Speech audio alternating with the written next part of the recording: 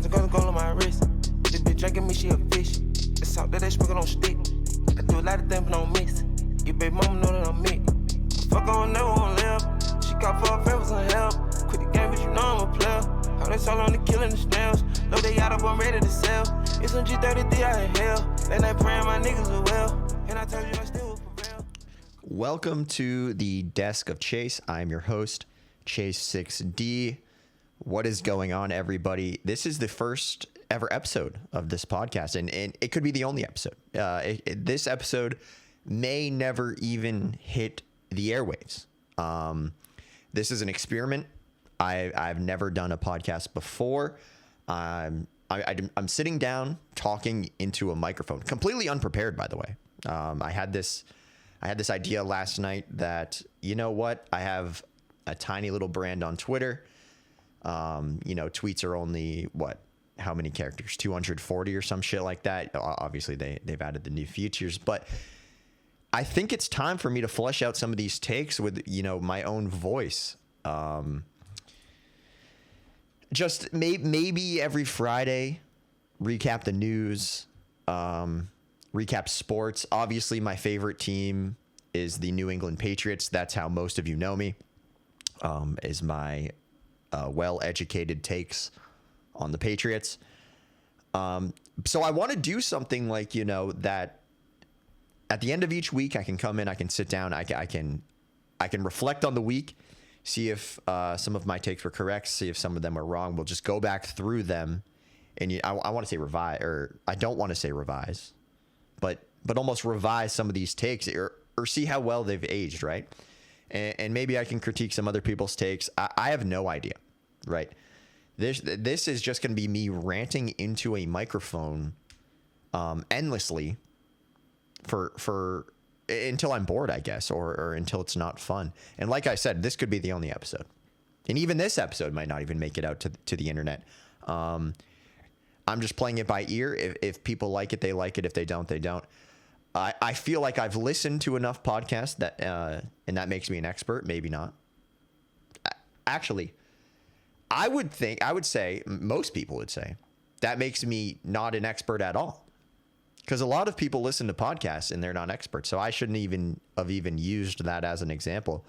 I feel like everything I say needs to be correct. I don't have a producer. So if I say something completely false, I have nobody to fact check me on the spot. So I feel like I should be saying true information, information that if this gets clipped out of context, people could be like, oh, I don't know. I'm scared of the internet. It just boils down to that. I'm honestly scared of the internet. Having been on the internet my whole life, I understand. I don't know. I don't understand shit. I don't know anything. Anytime I say I know, I don't know. Take it with a grain of salt completely. I do not know. I do not know. People on the internet are crazy. So I want to make sure I do it right. That's the point I'm getting at. I don't want to be taken out of I don't want to be fired. I have a job. I have an IRL in real life job I don't want to be fired from. So I can't say something that will get me canceled. And I won't ever get canceled, right? Like, I'm too small to get canceled. These are irrational fears, I think. Like, whatever. Maybe it does well, right? Maybe it does well, and then in 5 years, some fucking retard on Reddit or Discord pulls up a Chase 6D tweet from December 6th, 2025 and says, hey, company that you work at, look at this guy. Maybe we get him fired. Maybe we cancel him. Maybe the pendulum swings the other way, right? And then that leaves me on the hook. So I need to say everything I say. It needs to be good faith. It needs to be truthful. If it's not truthful, I run the risk of getting canceled. Now, people are going to say, oh, you just talk about football. How could you possibly get canceled with football? I don't know. I don't know. I've seen people get canceled for way worse than that. Or for way less than that, I should say. Way less. Way less. Now, I can't think of any off the top of my head.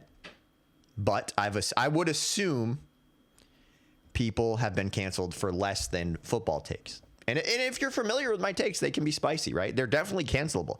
Like if I said some of the things I said in 2020, canceled, done, fired, blacklisted.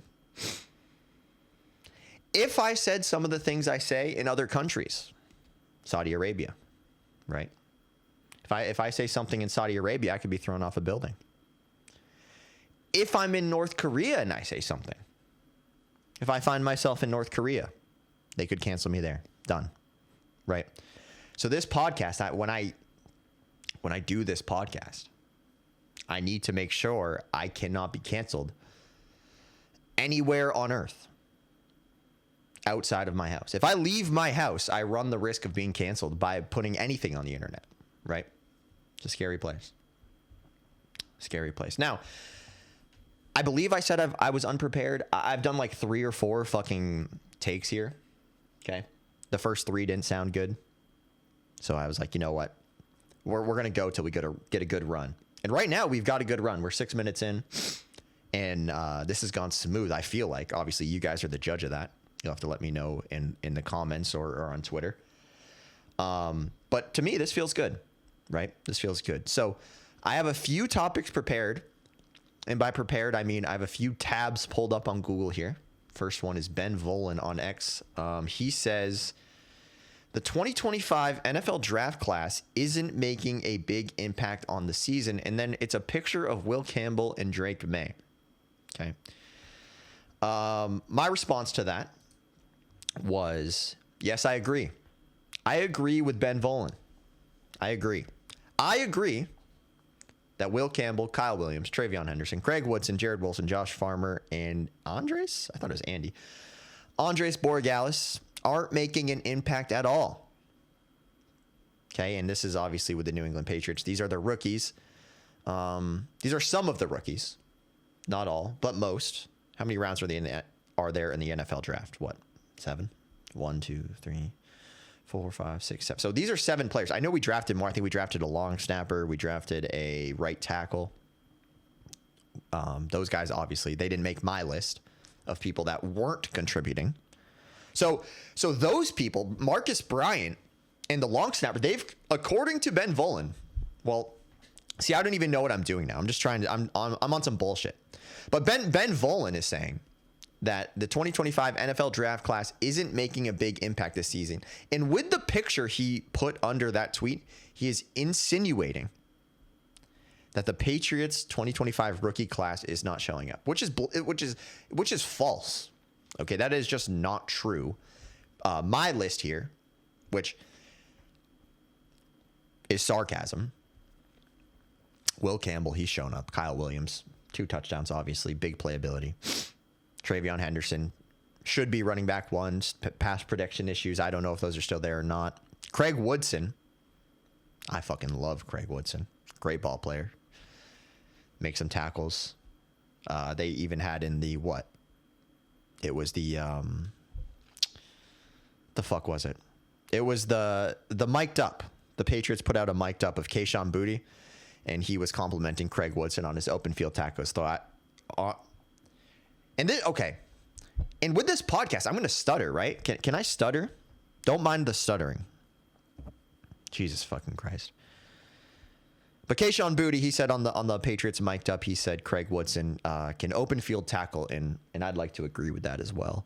Let's keep going on my list here. Jared Wilson, he's another one. Josh Farmer, good D lineman, and Andy Borregales. Those players are making an impact, right? Those players for the Patriots, they're making an impact.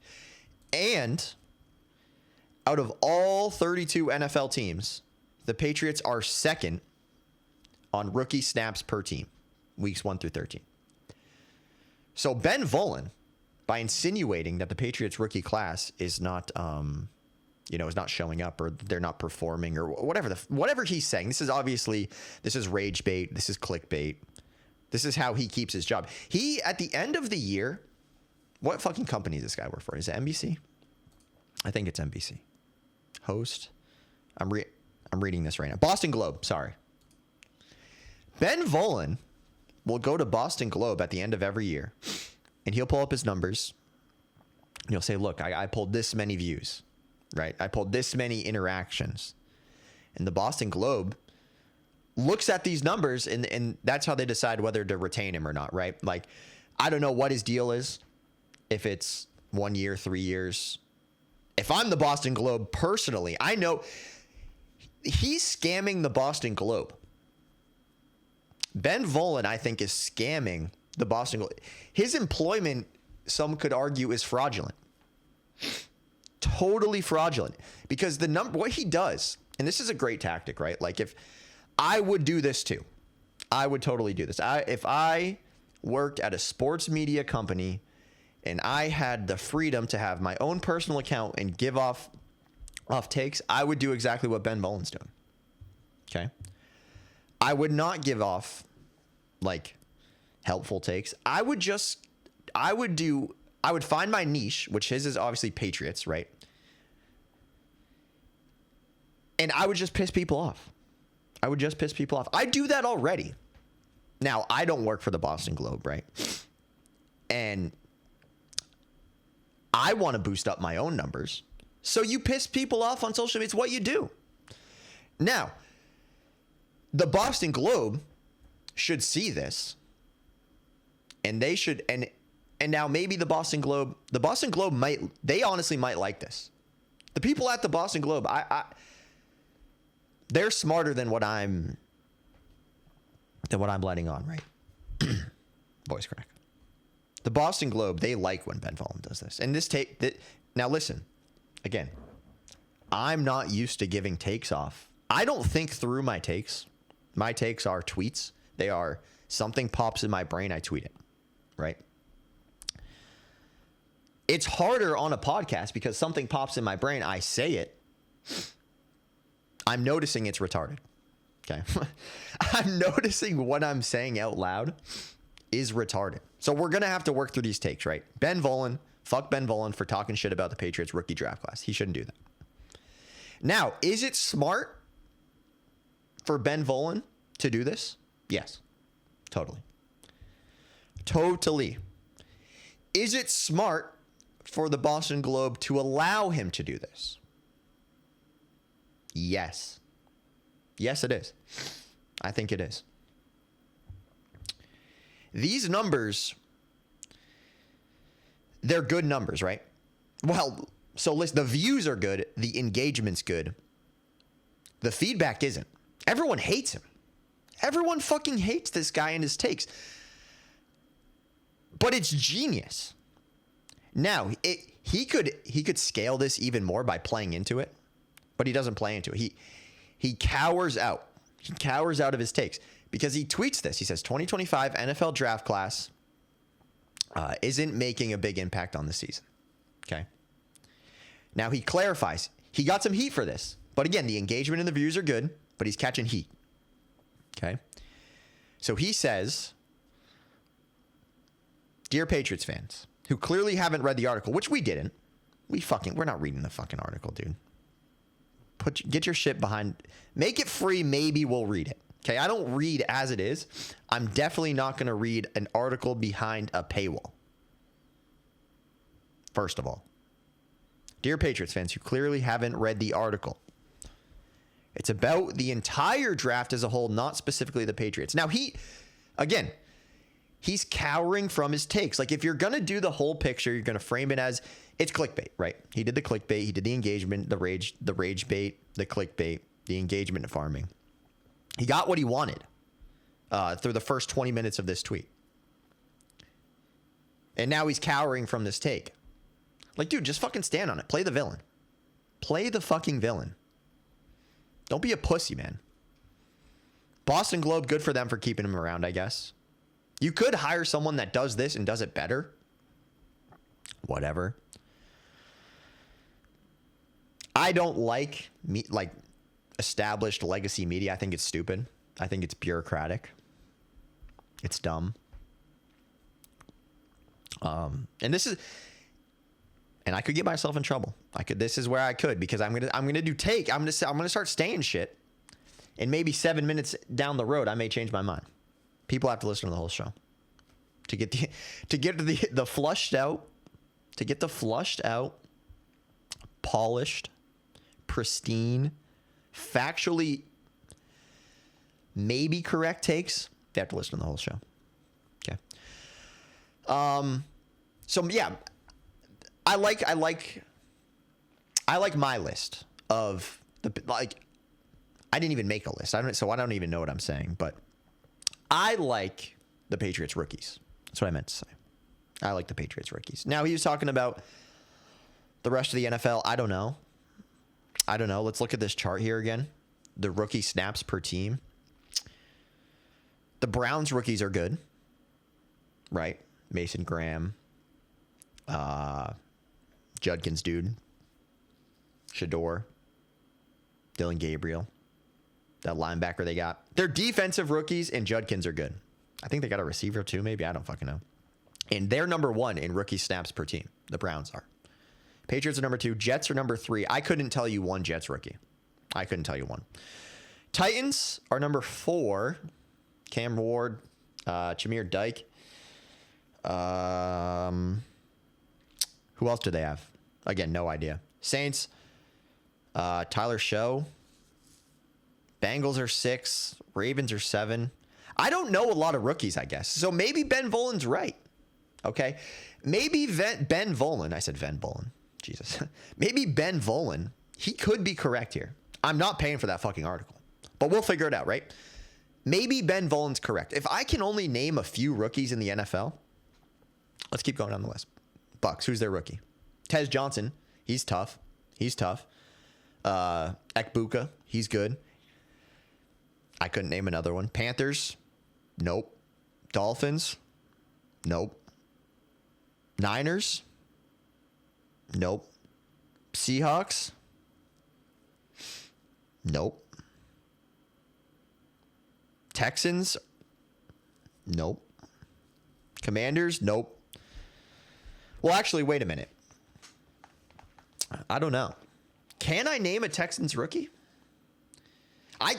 Yeah. So this list right here, as I go through it, I only know the top, and that's because those rookies on the top teams of this list are playing so much. I can't name a Texans rookie. I can't name a Seahawks rookie. I can't name a 49ers rookie, a Commanders rookie, a Giants Scattaboo. I can name Scattaboo. Dart. Commanders. I should know Commanders. Falcons, they traded up, so I know that they have an edge rusher. Cowboys rookies, nope. Chargers, Omarion Hampton. Ashton Genty for the Raiders. Cardinals. Oh, they got that corner from Michigan. He was nice. I wanted the Patriots to draft that guy. Bears, Monagai. They probably have some defensive rookies over there, some O-line rookies, I assume. Lions, I can't name a rookie. And the Lions rookies, they're only playing 8% of the snaps. So how am I supposed to know a Lions rookie if they're not playing snaps, right? Anyone under the Texans, actually anyone under the Seahawks, and that's 12th. That is the 12th rookie snaps per team is the Seahawks. They're in 12th on the list. Patriots are number 2, mind you. And their rookies are only playing 12% of all of their snaps. So when we get down to the bottom here with like the Lions, Eagles, Bills, Chiefs, I can't name these rookies. So Ben Volen may be right. Now, is it okay that Ben Volen used the Patriots as clickbait? Absolutely not. I cannot have reporters that are covering the team, and this isn't my take. Someone tweeted this. Let me find it. I can't have reporters that are covering my team using my team as clickbait. Okay? I can't have that. Let's see here. Brady Penn. Great account. Brady Penn 21. Stop letting people cover teams that hate the team they cover. I totally agree. I totally fucking agree. Let me repost that shit. I totally agree. Now, the top reply to that is Bryson, at Bryson 2047, another respected voice in the Patriots community. Oh, Jesus. We got drama here. Ben, okay. Wow. Again, like I said, no preparation at all. I'm just going into this blind. This is a live show here. Well, ish. I may have to cut this up and record it. Actually, I don't know. And I can't go off on another tangent because this is some serious stuff. And it's not even serious. But I'm diving into it. This is investigative journalism at its finest here. Brady Penn says, stop letting people cover teams that hate the team they cover. Bryson responds, he says, it is necessary. Too much in the team defending. I'm reading this live, all right. Too much in the team defending gets unbelievable hilarious. All right. Drake needs to sit for Jacoby. He looks worse. Mayo is actually awesome. List goes on. Pushback is necessary even if we don't like them. Fair, I guess. Ben Volen then chimes in and says, literally the first 2 paragraphs are about Will Campbell was the only good pick at the time. Okay, so he then goes on to lose his credibility. Actually, I don't even know. This is just stupid. I don't know. Ben Volen, the whole 2025 NFL draft class. Ekbuka was a first-round pick. He was good, I guess. He's one I could name. I may agree with Ben Volen here. I just don't like the fact he's using my team as clickbait. Okay. Fuck Ben Volen for using the Patriots as clickbait, painting a narrative. But his take itself, his overall take might be correct. Okay. Next topic here. We'll move on. Next topic. Shout out Ben Volen. This was on December 2nd. We have... Oh, sorry. This was on November 30th. So like about a week ago. OBJ talks about the struggles of a $100 million contract and how the money doesn't last forever. Okay, here's a 1-minute clip. I don't know what podcast this is from. It has Ryan Clark. That's it. I'm just looking at the thumbnail right here of this clip, and it has Ryan Clark talking to OBJ. So we'll play this real quick, and then I haven't seen this video. I'll give my take on. Well, I gave my take on it already. I'm gonna piggyback on my take, and I had this take without even watching the video. Here's the video. Have $1 in my account right here today as we speak, I'm gonna be straight for the rest of my life. No question, right? I don't think everybody is in that. And when you've sacrificed your whole life to get here, and you're like, yeah, I played 10 years in the league. And I always explain this to people, like, bro, you give somebody a 5-year, $100 million contract, right? What is it really? It's 5 years for 60. You're getting taxed. Do the math. That's 12 a year. You know, that you have to spend, use, save, invest, flaunt, like whatever, however, just being real. I'm gonna buy a car, I'm gonna give my mama a house, I'm gonna do, everything costs money. So if you spending $4 million a year, that's really $40 million over 5 years, 8 a year, you know? And now you start breaking down the numbers, it's like, that's a 5-year span of where you're getting $8 million. Can you make that last forever? And you always hear the people who ain't us and ain't been in the position, like, oh, well, that would last a lifetime. If I don't... All right, and that was the clip of OBJ talking about, I guess, the struggles, like the caption says, of having a $100 million contract. Personally, I don't see how it's hard to have $100 million. I really don't. And then you can see, you can think of OBJ and be like, oh, yeah, he blew 100 mil. He blew 100 mil. You can see, you can go into your own memory bank. You can go into your own memory bank. Think about Odell Beckham Jr. and be like, did he blow 100 mil? Could you see that happening? Yes. Yes. This fucking dude, and here's my take on it. This was on December 2nd, 2025. Someone quote tweeted the video I just played for you. Someone quote tweeted that video. And he said, OBJ is my boy, but come on, dude, 100 million guaranteed. Your lineage should eat. Only way it doesn't is if you blow it on dumb shit, which from this, I'm assuming he did. Now, without this video, you can assume Odell Beckham Jr. blew $100 million. Okay, and here's my take. I quote tweeted the quote tweet. I said he was buying custom Rolls Royces, and I show a picture of what looks to be an orange Rolls Royce with a hood emblem of the Odell Beckham Jr. one-handed catch. Okay. How much do you think that cost? That, I know only billionaires drive Rolls Royces, right? Why the fuck is OBJ buying a custom Rolls Royce? Well, it's not even just that. The point is, it's very obvious Odell blew $100 million. You know, he was wearing the Supreme bags. He was he was at the white parties. Like, and if I was OBJ, if I had $100 million, and let's not forget in 2021, he took his whole Rams contract in Bitcoin. Now, I don't know the cost basis on what he got that at, because I know Bitcoin spiked in 2021. But if he got Bitcoin at 30 grand in fucking late 2024, that shit was at 125 grand. What percentage increase is that? A big one. A fucking big one. More than at least 5x what he made for the Rams. So the fact if he blew that too, on top of the $100 million in guarantees, I don't even want to know.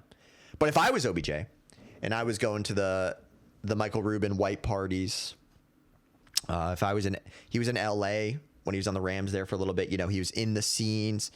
He was in the influencer culture. He was with powerful people, right? Like he was the most, I would say, the most famous wide receiver from, 2015 to like 2020.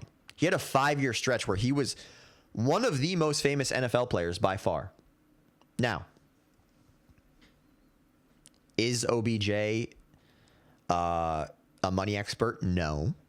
Did he sign or did he employ people to manage his money? Yes, I assume. That's why he took his entire salary in Bitcoin. He probably had some savvy guy in LA at maybe a Michael Rubin white party. And this, again, none of this is true. I have no idea. This is my take on this is what I think happened. Okay, in my opinion. OBJ signs with the Rams. He wins a Super Bowl. He's in LA. He's living it up. Living the influencer lifestyle. The FaZe Banks lifestyle. Because I think he was even with them. I don't even know. Why is he not at a Michael Rubin party connecting with people? Well, he did probably. He connected with someone that told him to take his whole salary in Bitcoin. Guy was a fucking genius for telling him that. Now, surely we got to take some profits, right? Surely we got to take some profits out, throw it into a money market, let it sit there. Buy a house. Like, bro, if I'm OBJ and I have this money, I'm buying a 1-story ranch in fucking Wyoming or New Hampshire. I love New Hampshire. Or somewhere remote, Alaska. Is Alaska? I don't know if I'd buy shit in Alaska. But if I was OBJ, I had this money. I'm taking part of it. I'm just paying off a house. I'm putting it into a fund. I'm buying a house with like a lot of acreage.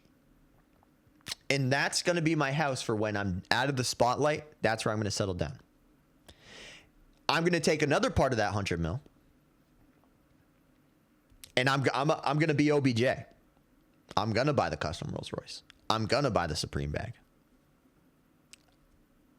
I'm going to go to the Michael Rubin parties again. Even though Michael Rubin's boy fucked me on the crypto deal. Well, who even knows if he fight? Whatever. I'm still going to live that lifestyle. But at least, I got a house paid off. Now, there's going to be another section of that money that we're going to invest and we're going to get some dividends back. We're going to live off $200K a year, right? Or whatever it is. I don't know the exact numbers. I'm not in a fucking economist, money manager, investor. This would be my strategy going in. He could have done the OBJ lifestyle without fucking blowing all his money. Easily. Easily. Now, could you imagine OBJ living in a single bedroom ranch in New Hampshire or Wyoming? No. Now, should he do that? Yeah. That'd be fucking sick. Well, that's what I would do. I'd be fucking sick, dude. You're OBJ from what, 2020 to like 2040? You know, does he have kids? He must. He has some kids, he has some wives, and then has a wife, not some wives, lol. He has a wife, and they move to a remote area, fucking raise some cattle. That's what I would do if I had $100 million. But I don't have $100 million. That's why I'm speaking into the internet right now, is to try to gain $100 million so I can go live in a remote area. Okay, that's why I do this. I think OBJ should have done the same. The custom Rolls Royce is crazy. Shout out Jake Franklin too. Jake the Viking. He was the guy in Mr. Beast and the old Mr. Beast videos. He was the one that said OBJ is his boy.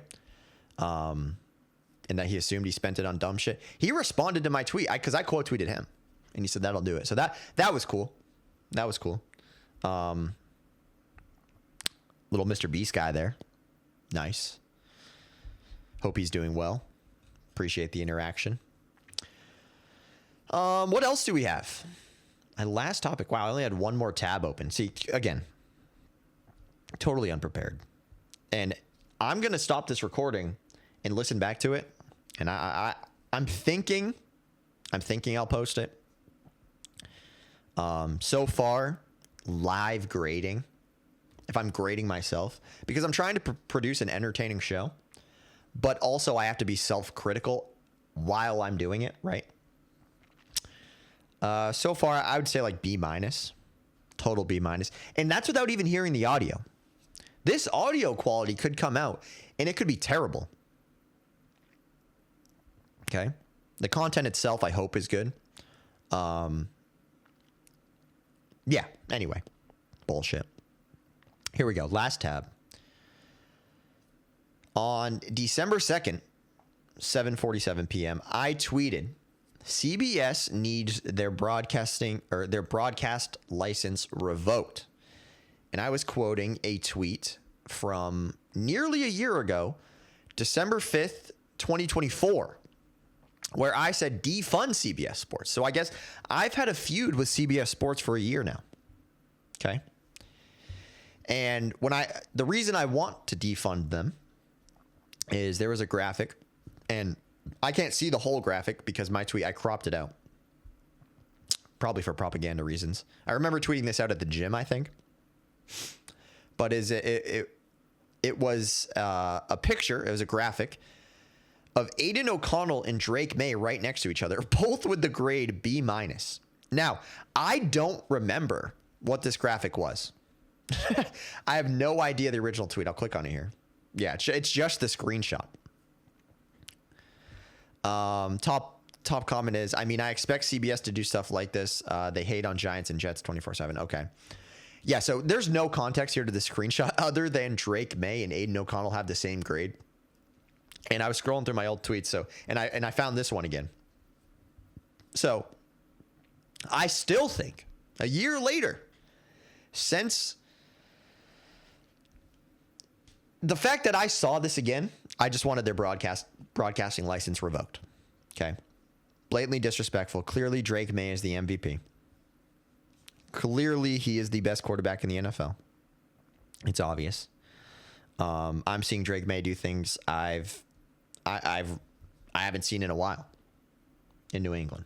Okay, he's playing high level football, and I personally think I take disrespect to it personally from CBS Sports when they put Aiden O'Connell anywhere near Drake May. I'm honestly disrespected that Aiden O'Connell is even walking the same earth as Drake May. I think Drake May's a god, right? And Aiden O'Connell, I don't even know what he's doing nowadays. He's on the Raiders probably. So yeah, I just needed to bring that up. I have a beef with CBS Sports, I guess. Other than that, what are we at? 35 minutes? Is that a respectable length for a pod? I wanted to hit 1 hour. I did want to hit 1 hour. But I don't know. Rambling's hard. And I was completely unprepared. I think I'm going to talk myself into not posting this. I may. I'm going to have to listen to it back. I don't know. I have no fucking clue, bro. I have no clue. We'll scroll the Twitter page here. We'll scroll my For You, see if there's any news going on. Because I want this to be a news podcast. I don't know. I like news. I could be a journalist, I think. Here we go. Fearbuck, 58 minutes ago. Sean O'Malley wore a COVID mask for his face-off with China's Song Yadong. Like, see, what are we doing? What the fuck are we doing? Why is that my first post? Nobody cares. Nobody cares. Come prepared. Come prepared to your show. Yeah, so, since I'm totally unprepared, maybe we'll have to run it back. We'll post it on Spotify, YouTube. There's actually a new feature on Twitter with YouTube. You can post YouTube videos like you can Twitter videos. So that feature itself is one of the big reasons I started the pod, or I wanted to record a pod. That feature right there. So the plan is Spotify and YouTube for now. Maybe Apple Podcasts. We'll have to see what the replies say. If more people only listen via Apple, then I'll find a way to put this on Apple. I'm sure it's not hard. But for now, it'll be on Twitter, YouTube, and Spotify. We'll try every Friday. If this goes good, I will be back on Friday. If this gets, let's say, less than 50 views, I will never be back again. You'll never hear my voice again. I'm so dead ass. I am so dead ass. If this gets less than 50 views, I'll never be back again. I will tweet still. And then maybe in a year or two, I'll feel confident to come back again. But no, yeah, anything less than 50 views, it'll be a complete, utter waste of my time. I will not do that. What else here? What else? And not much. Maybe I record these live now. Going forward, I could do it on Twitch. You know, would my face cam be on? Probably not. Like I said, I'm terrified of the internet. Terrified. As a public man, I'm terrified of the internet. Right? Who knows who's listening to this? Who knows? I could have ops. And I don't want to slime people out. I don't want to have to slime people out because I'm talking on the internet. But if I got to, I got to. I hate to say it, but 40 minutes in, I may have to wrap it up. This is the longest outro of all time. But yeah, we'll be back Friday. Should I do a little gun on the way out? What do we got here? No, I shouldn't. I think I'll leave the music for the beginning only. But yeah, let me know how it is. Give me feedback. Anything under 50 views, never again. All right. See you guys.